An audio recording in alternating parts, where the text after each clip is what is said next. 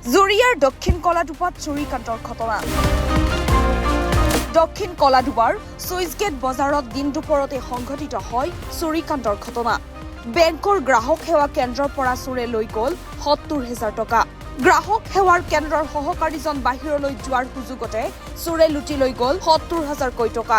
ওচৰৰ চিচিটিভি কেমেৰাত এজন ৰঙা চোলা পিন্ধা অচিনাকি লোকে সেই সময়ত ভিতৰত সোমোৱা আৰু বাহিৰত ওলোৱা দেখা পোৱাৰ অভিযোগ উত্থাপন হৈছে।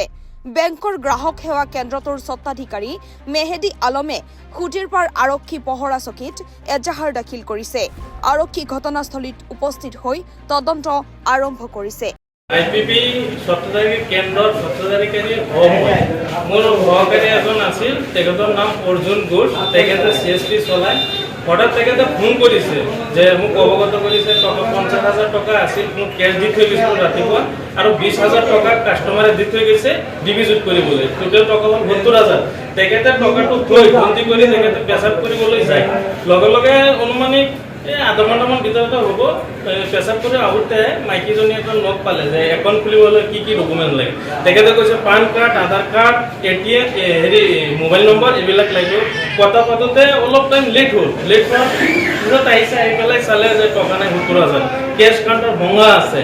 India post payment bank. সেইটো তাৰমানে মই গৈছিলোঁ বাহিৰত পেচাব কৰিবলৈ 11টামান বজাত। তাৰপিছত মই ৫-১০ মিনিটমান হ'ব কেছটো লগ কৰি পেলাই মই গৈছোঁ বাহিৰত। তাৰপিছত আহোঁতে মই দেখোঁ যে ড্ৰয়াৰটো ভঙা আছে, পইচা আছিল ৭০,০০০ টকা।